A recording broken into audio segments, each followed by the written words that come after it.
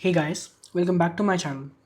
तो पिछली वीडियो में देखा था हमने फिज़िक्स के डी नीट के 2026 पेपर से हमने 5 क्वेश्चन सॉल्व करे थे, उनके कॉन्सेप्ट समझे थे, उनकी एग्जीक्यूशन समझी थी और फाइनली हमारा रिजल्ट भी मैच कर रहा था। तो हमने आपको बेसिकली मेरी अप्रोच बताई, मेरे कॉन्सेप्ट क्या लगा उसके अंदर, मेरी अप्रोच बताई और एग्जीक्यूशन करके दिखाया आपको हमने। तो आज मैं सिमिलर टाइप की वीडियो केमिस्ट्री के लिए लाया हूँ। तो पहले हमको अपने रिसोर्स बता देता हूँ जो मैं यूज़ करता था पढ़ाई के दौरान। तो ऑर्गेनिक के लिए एनसीईआरटी डेफिनेटली, एंड स्पेशली जो हमारा आइसोमेरिज्म टाइप की चीज़ें होती है ना, optical isomerism, stereo isomerism, geometrical isomerism, इनके लिए एंड बाकी जनरल ऑर्गेनिक के लिए भी मैं सोलोमन्स एंड फ्राइल्स यूज़ करता था, just to get to the core कि मतलब एक्चुअली में होता क्या है। ठीक है। एंड इनऑर्गेनिक के लिए एनसीईआरटी यूज़ करिए आप, कोई ज़्यादा इधर उधर भटके मत कि दूसरी किताब भी पढ़नी है। आप यूज चाहें तो आप जेडली को just as a data check करने के लिए या फिर as a reference book type होती है वो यूज़ कर सकते हैं। एंड फिजिकल के लिए भी मैंने जनरली एनसीईआरटी प्रैक्टिस करता था, और जो क्वेश्चंस होते थे वो PYQ, mains, advance, NEET and हाँ, इन्हीं के पीवाईक्यू करता था। पीवाईक्यू तो आपको वैसे ऑब्वियसली केमिस्ट्री के लिए भी सारे सब्जेक्ट्स के लिए करना है। एक और इम्पॉर्टेंट बात, जो नीट में हमारा ऐड हुआ है प्रैक्टिकल केमिस्ट्री, सॉल्ट एनालिसिस, जो हमारे जो फिजिकल में जैसे वो रिएक्शंस होती है ना कि कॉपर सल्फेट की इंथैल्पी ऑफ सोल्यूशन कितना, वो सब निकालना वगैरह, और ऑर्गेनिक के भी मतलब प्रिपरेशन वगैरह जो होती हैं, तो वो सब भी ऐड हो चुकी है नीट में, आपने देखा हो सिलेबस। तो उनके लिए कुछ ऐसी चीज़ें हैं जो आपकी नॉर्मल एनसीईआरटी में नहीं लिखी, वो आपकी लैब मैनुअल में लिखी हैं। तो सॉरी, इन सब के लिए आपको लैब मैनुअल, एनसीईआरटी का जो लैब मैनुअल है फॉर प्रैक्टिकल वाली केमिस्ट्री के लिए, क्योंकि तीनों केमिस्ट्री की प्रैक्टिकल केमिस्ट्री भी है, तो ये भी आपको इंपॉर्टेंट करना है। जैसे ग्रिस लॉसवे टेस्ट है, आधे लोगों को पता भी नहीं क्या होता है, दे रखा है वो एनसीईआरटी के लैब मैनुअल में, तो ये भी करना है। एंड अपने कोचिंग के मॉड्यूल्स तो ऑब्वियसली आप करते ही होंगे, साथ साथ इसके क्वेश्चन प्रैक्टिस और वैसे एक्स्ट्रा थ्योरी के लिए वो करना ही करने हैं। तो बेसिकली मैं इतनी मतलब ज़्यादा किताबें यूज़ नहीं करनी, पर आपको ये लैब मैनुअल जरूर पढ़ के जाना है। इसमें भी मतलब बहुत सारे ऐसे टेस्ट हैं और ऐसी चीज़ें लिखी हुई हैं जो पूछ सकते हैं कि टेक्निकल ए भी एनसीईआरटी है, ये लैब मैनुअल एनसीईआरटी का ही लैब मैनुअल है, 12th में हो आप, प्रैक्टिकल भी आप करेंगे ही, तो ये भी करके जाना है आपको। इसी बात को करते हुए हम पहले क्वेश्चन पे आते हैं। चलिए, 6 क्वेश्चन लाया हूँ मैं आपके लिए आज। पहला क्वेश्चन ऑर्गेनिक का है। For the reaction sequence choose the correct option. अच्छा, CH3COCl विद AlCl3 बेंजीन में डाला और उसके बाद NaOCl डाला, P और Q बना, प्रोडक्ट्स बने। ठीक है, तो पहले हम बना लेते हैं क्या बनेगा। सॉरी, ये बेंजीन है, इसके अंदर हमने डाला है CH3COCl विद AlCl3 पहले डाला है। तो ये हमारी कैसी रिएक्शन है? Electrophilic addition reaction, aromatic addition, जो मतलब बेंजीन पे एक इलेक्ट्रोफाइल का टैग होता है और उस पर H की जगह आ जाता है। तो इस केस के अंदर हमारा वो आ जाएगा, ये है Friedel Crafts acylation, C double बॉन्डो CH3, ये आ गया। अब इसके अंदर हमने डाला है NaOCl। अच्छा, एक बात ध्यान रखना, आपने हैलोफॉर्म रिएक्शन पढ़ी है जो इसमें आयोडोफॉर्म टेस्ट, वही कि आप एक R, एक सेकेंड, C डबल बॉन्डो CH3 के अंदर आप ये डालते थे I2 विद NaOH, तो हमारा एक CHI3 PPD बनता था ना येलो कलर का। तो वैसी ही टाइप की रिएक्शन है ये, इसमें बस हमने उसकी जगह वो डाल दिया है, आयोडीन की जगह हमने क्लोरीन डाल दिया है। तो क्योंकि आपको याद हो तो इसको हम ऐसे भी लिखते थे NaOI, क्योंकि जब आप इनको रिएक्शन करते हैं ना, I2 और NaOH का रिएक्शन होता है तो उसके अंदर NaOI बनता है। तो कभी कभी ये लोग सीधा NaOI, NaOBr, NaOCl लिख के दे देंगे आपको, पर वो होती हैलोफॉर्म रिएक्शन ही है, सेम प्रोडक्ट ही बनेगा। तो इसके अंदर हमने डाला, ये रहा हमारा प्रोडक्ट जो हमने बना था। अब इसके अंदर हमने डाला NaOCl, तो क्योंकि हमने Cl डाला है I2 की जगह, तो बस CHCl3 बन जाएगा एंड CHCl3 बन जाएगा, प्लस वही बेंजोइक एसिड का सॉल्ट बन जाएगा, C डबल बॉन्डो ONA। तो अब हमारे ये हो गए हमारे फाइनल प्रोडक्ट जो में बन रहे हैं, पी और क्यू, यही पी और क्यू होंगे। तो हम देखते हैं कि यहाँ क्या पूछा हुआ है। If P is sodium salt of carboxylic acid, मतलब मान लेते हैं कि ये सेकंड प्रोडक्ट हमारा बेंजीन CON है, ये P है, तो ये कह रहा है कि Q is a primary alcohol. नहीं यार, Q तो CHCl3 है, गलत है, प्राइमरी अल्कोहल गलत है ये स्टेटमेंट। तो ये क्वेश्चन, ये स्टेटमेंट गलत हो गया। P एंड Q दोनों एरोमेटिक कंपाउंड्स हैं भाई, एक तो एरोमेटिक है पर CHCl3 एरोमेटिक नहीं है, तो ये भी गलत हो गया। If P gives a carboxylic acid on acidification, Q gives a poisonous gas on exposure to air। ठीक है भाई, तो अब क्या हो रहा है इसके अंदर, इसने बोला कि ये P बोल रहा है क्योंकि अगर आप इसको एसिडिफाई कर दोगे, H+ डाल दोगे इसके अंदर, तो आपको बेंजीन COOH दे देगा, बेंजोइक एसिड। और अगर आप CHCl3 को एक्सपोज करते हैं ना एयर में, तो इसकी रिएक्शन होती है और वो COCl2 बना देता है, फॉस्जीन गैस, इसका नाम है फॉस्जीन गैस। तो ये गैस पॉइजनस होती है, हाँ बिल्कुल सही है। Q gives a poisonous gas on exposure to air and light, बिल्कुल ठीक है, ये आंसर है हमारा। But just to be sure last statement भी देख लेते हैं हम। Both P and Q are carbonyl compounds. नहीं यार, CHCl3 नहीं है कार्बोनाइल कंपाउंड, खत्म। तो हमारा आंसर 3 आता है। ये हो गया हमारा ऑर्गेनिक का क्वेश्चन, हमने पूरा सॉल्व करके दिखाया आपको। चलो अगले क्वेश्चन पे आते हैं, ये भी एक और ऑर्गेनिक का क्वेश्चन है। Consider the following reaction sequences and choose the correct option. ठीक है, तो हमारे पास एक एल्काइन है, PHC ट्रिपल बॉन्ड CMe। ठीक है, इसके अंदर हमने एक बार लिंडलार्स कैटलिस्ट डाल दिया, hydrogen palladium carbon, hydrogen palladium carbon. तो आपको पता है कि जो लिंडलार कैटलिस्ट होता है वो आपको एक सिस एल्कीन देता है, तो हम इसकी एक सिस एल्कीन बना देते हैं, Me PH H and H। और दूसरी जगह ये है हमारा K, this is R K। और इसमें दूसरी तरफ डाल रखा है इन्होंने sodium with liquid ammonia, sodium and liquid ammonia. तो ये है हमारा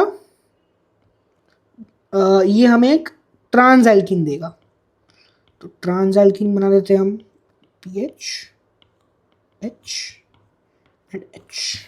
दिस इज आर L, ये हमारा L प्रोडक्ट है। अब K के अंदर इन्होंने HBr डाल दिया। ओके, तो HBr का अटैक होता है भाई, H+ पहले अटैक करता है डबल बॉन्ड पे, पॉजिटिव चार्ज आता है, पॉजिटिव चार्ज इधर आएगा, 1 पे आएगा, सॉरी 1 पे आएगा या 2 पे, ऑब्वियसली 2 पे आएगा क्योंकि वो एक फिनाइल रिंग, बेंजीन रिंग से जुड़ा हुआ है।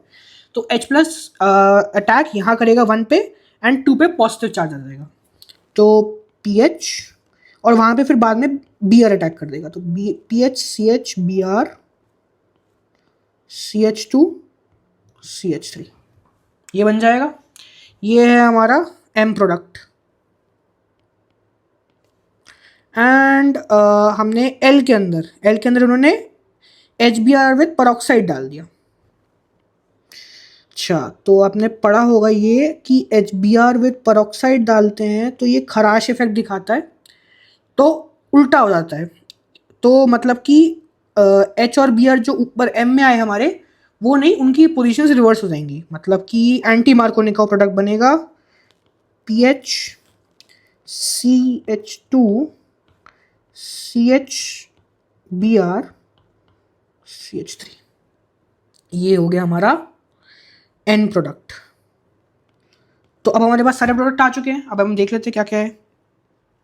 K and L are geometrical isomers, K and L are geometrical isomers, बिल्कुल ठीक है यार, पहले ही आंसर मिल गया हमें, बट फिर भी कंफर्म करने के लिए हम देख लेते हैं। K एंड L आर इनैंशियोमर्स, नहीं इनैंशियोमर्स नहीं है, ये सुपर इम्पोजिबल मिरर इमेजेस नहीं है ना, इसलिए। Then M and N are geometrical isomers, भाई M एंड N तो हो भी नहीं सकते ज्योमेट्रिकल आइसोमर्स, इसमें कैसे होगा ज्योमेट्रिकल आइसोमरिज्म, गलत हो गया। And M N R stereoisomers. Stereoisomers भी नहीं हो सकते भाई, प्रोडक्ट ही अलग अलग है, स्टीरियोइजोमर कैसे हो जाएगा? तो इसलिए हमारा आंसर 1 आता है। ठीक है, तो अब हम नेक्स्ट क्वेश्चन पे आते हैं। ये हो गए हमारे ऑर्गेनिक के क्वेश्चंस। चलो अब एक फिजिकल का टाइम आ गया, फिजिकल क्वेश्चन का टाइम आ गया, physical chemistry. The standard electrode potential for the half cell reaction this okay at 298 kelvin is. ठीक है, तो हमें दे रखा है कि जो हमारा E naught F E plus 3/FE है, वो हमें दे रखा है -0.04 वोल्ट। मतलब कि हम इसके लिए इक्वेशन लिखते हैं, Fe+3 इस हाफ सेल की इक्वेशन ये होगी कि सेकेंड Fe+3 ओहो प्लस 3 इलेक्ट्रॉन्स गिविंग Fe, और इसका हमें ई नॉट दे रखा है -0.04। तो हम इस इक्वेशन की डेल्टा जी भी लिख सकते हैं, -NF E cell E naught cell delta G naught sorry -NF E naught cell.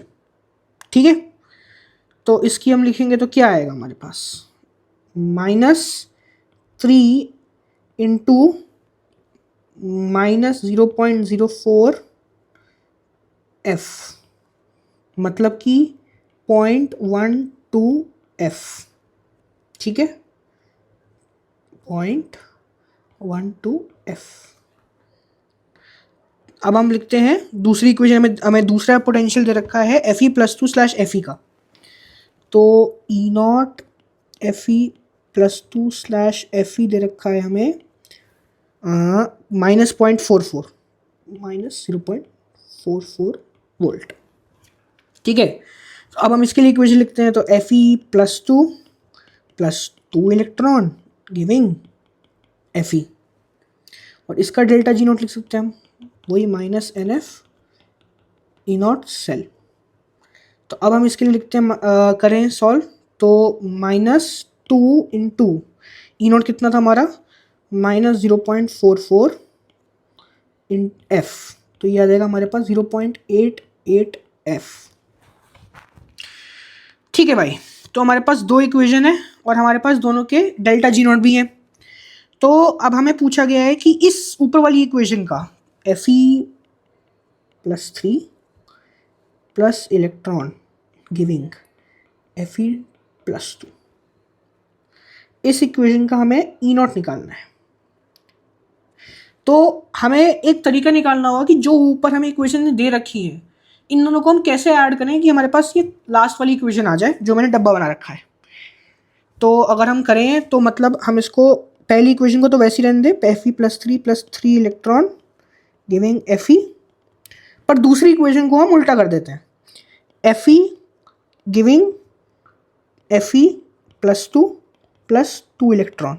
तो जब हम इनको ऐड कर देंगे तो 2 इलेक्ट्रॉन कट जाएंगे हमारे, एंड हमारे पास आंसर आ जाएगा Fe+3 plus electron giving Fe+2। Iron भी कट जाएंगे दोनों तरफ से। तो हमें पता है कि जो पहली इक्वेशन हमें निकाली जो ऊपर लिखी हुई है एज इट इज, उसका हमें डेल्टा जी नॉट 0.12 पता है, तो इसका है delta G naught equal to 0.12 F। अब नीचे वाली को क्योंकि हमने रिएक्शन उल्टी करी है, तो हमारा जो डेल्टा जी नॉट का साइन है वो अगर पॉजिटिव है तो नेगेटिव हो जाएगा और नेगेटिव है तो पॉजिटिव।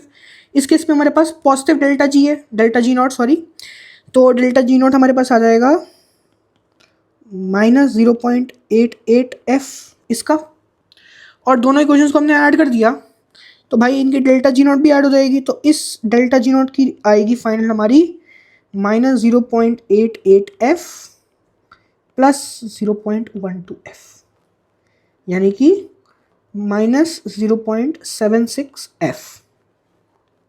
तो अब हमारे पास इस रिएक्शन की डेल्टा जी नॉट आ गई फाइनली।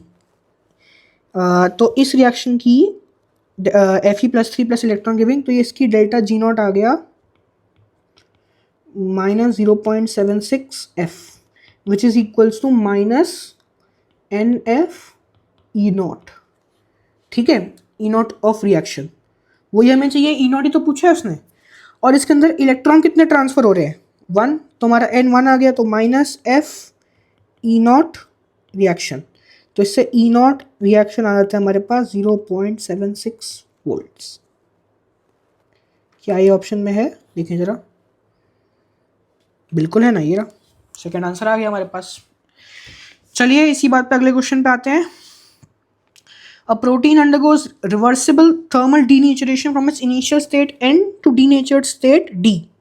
अच्छा, 60 डिग्री सेल्सियस टेम्परेचर है, कॉन्सेंट्रेशन दोनों N और D की इक्वल है, इक्विलिब्रियम पे है, and the standard enthalpy change of denaturation is 666 kilo joule पर मोल।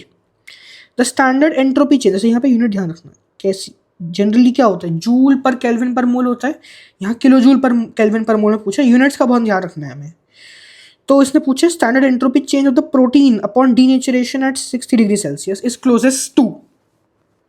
ठीक है, तो हमारे पास इक्वेशन है एन गिविंग डी, और हमें दे रखा है, गिवन है कि इक्विलिब्रियम पे एन की कॉन्सेंट्रेशन इक्वल टू डी की कॉन्सेंट्रेशन है, और हमें पता है कि इसका के कितना होगा, फिर डी अपॉन एन होता है ना कि इस केस में,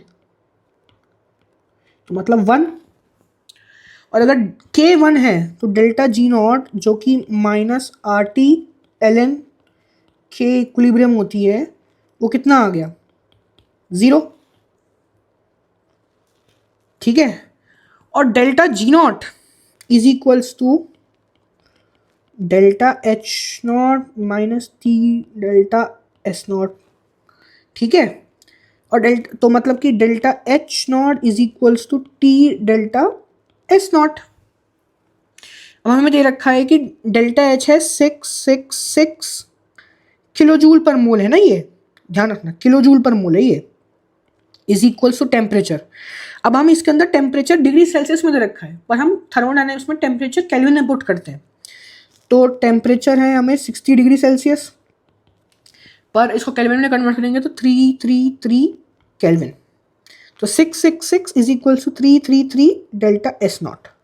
तो डेल्टा एस नॉट आ गया हमारे पास 2, पर अब इसकी यूनिट क्या है ध्यान रखना, क्योंकि हमने डेल्टा एच किलो जूल में रखा था, तो किलो जूल पर केल्विन मोल, वही किलो मतलब कि किलो जूल केल्विन इनवर्स और मोल इनवर्स। और हमारा यूनिट किस में पूछा हुआ है, इसी यूनिट में पूछा हुआ है। और ये लोग बहुत चालाक हैं, शातिर हैं, क्योंकि जनरली लोगों को लगता है कि ये जूल पर केल्विन पर मोल में पूछते हैं तो वो जल्दी में 2 टिक कर देंगे, क्योंकि वो डेल्टा एच भी जनरली जूल में पुट करते हैं। मेरे से भी ये गलती होने वाली पेपर में, फिर मैंने ध्यान से देखा कि किलो जूल पर केल्विन मोल है, तो इसलिए 1 आंसर आएगा ना कि 2। ध्यान रखना है पेपर में अपने कॉन्सेंट्रेशन और फोकस एक सेकंड के लिए भी हटाना पेपर में उस क्वेश्चन से, तो वो गड़बड़ होने के चांसेस हैं, जैसे कि इस क्वेश्चन में बहुत ध्यान से करना था। चलिए इसी बात पे अगले क्वेश्चन पे आते हैं। Assertion, generally 3D transition metals, okay 3D transition metals की बात हो रही है, have high melting points, involvement of 3D electrons in addition to 4s electrons in the interatomic metallic bonding. ठीक है, तो पहले बताइए, हाँ 3D जो ट्रांजिशन मेटल्स हैं उनकी मेल्टिंग पॉइंट्स ज़्यादा ही होते हैं, क्रोमियम वगैरह सबके ज़्यादा होते हैं मेल्टिंग पॉइंट। क्यों ज़्यादा होते हैं भाई, क्योंकि अब रीज़न पढ़ते हैं पहले, आप अपने पहले जनरल टेक्निक ये होती है, असर्शन पहले पढ़ लिया, रीज़न मत पढ़ो, अपने आप सोचो कि इसका रीज़न क्या बन सकता है, और अगर रीज़न वो लिखा हुआ है जो आप सोच रहे हो कि ये रीज़न है उसका, तो आप उसको करेक्ट एक्सप्लेनेशन मानोगे। तो इस केस में देखते हैं, हमें पता है कि जो मेल्टिंग पॉइंट ज़्यादा होता है वो इसलिए होता है क्योंकि मेटलिक बॉन्डिंग इनमें अच्छी होती है, और मेटलिक बॉन्डिंग क्यों अच्छी होती है, क्योंकि 4s जो s ऑर्बिटल है बाहर सबसे ns ऑर्बिटल, उसके साथ साथ अंदर के d ऑर्बिटल के इलेक्ट्रॉन भी पार्टिसिपेट करते हैं बॉन्डिंग में, तो वही लिखा हुआ है involvement of 3D electrons in addition to 4s electrons in the interatomic metallic bonding. तो हमारा रीजन सही बैठ रहा है, तो मतलब कि both assertion and reason are true and reason is the correct explanation of the assertion. Inorganic है भाई, पता है तो पता है, नहीं पता तो नहीं पता, एनसीईआरटी पढ़ो, लैब मैनुअल पढ़ो, आराम से क्लियर होगा। इनऑर्गेनिक स्कोरिंग है बहुत। अगले क्वेश्चन पे आते हैं, लास्ट क्वेश्चन हमारा आज का। The first ionization enthalpy of O is lower than that of NNF the loss of an electron from O leads to stable half filled P orbital. अच्छा भाई ठीक है, तो इन्होंने बोला हुआ है कि the first ionization enthalpy of O is lower than that of N and F. सही बात है। देखो भाई, एन का जो आउटर मोस्ट कन्फिग्रेशन है उसके अंदर है 2p3, ओ के अंदर होती है 2p4 और एफ के अंदर होती है 2p5। ठीक है, तो हमें पता है, एक तो जनरल ट्रेंड तो पता ही है हमें कि एफ की ओ से ज़्यादा ही होगी आई, क्योंकि वो राइट में है और उसका जो जेड इफेक्टिव है वो ज़्यादा है। पर इनके अंदर एक्सेप्शन आता है एन और ओ में। एन की ओ से ज़्यादा होती है क्योंकि इसके अंदर हाफ फिल्ड कन्फिग्रेशन आ जाती है जो कि नॉर्मल से ज़्यादा स्टेबल होती है, तो इलेक्ट्रॉन निकालना थोड़ा और मुश्किल हो जाता है हमारे लिए। ठीक है, तो भाई असर्शन हमारा सही स्टेटमेंट है बिल्कुल। The loss of an electron from O leads to a stable half filled P orbital. ये स्टेटमेंट भी सही है भाई, क्योंकि ओ से अगर आप एक इलेक्ट्रॉन निकाल दोगे तो हमारे पास माइनस इलेक्ट्रॉन कर दें तो ये आएगा हमारे पास 2p3 ऑर्बिटल, 2p3 आएगी हमारे पास। तो ये भी स्टेटमेंट सही है।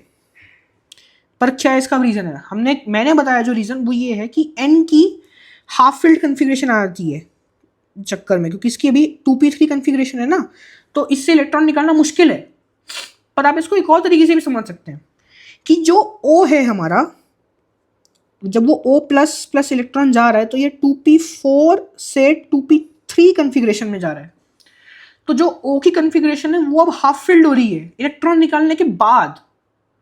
तो ये भी एक प्लस पॉइंट है कि O की जो हमारी आयनाइजेशन एंथैल्पी है O की, वो N से कम है, क्योंकि वो खुद स्टेबल कन्फिग्रेशन में जा रहा है O, और N ऑलरेडी स्टेबल कन्फिग्रेशन में है, तो N देना नहीं चाहता, मतलब निकालना नहीं चाहता अपने से, और O इजीली निकलवा लेगा कंपेयर टू N, क्योंकि वो स्टेबल कन्फिग्रेशन में जा रहा है।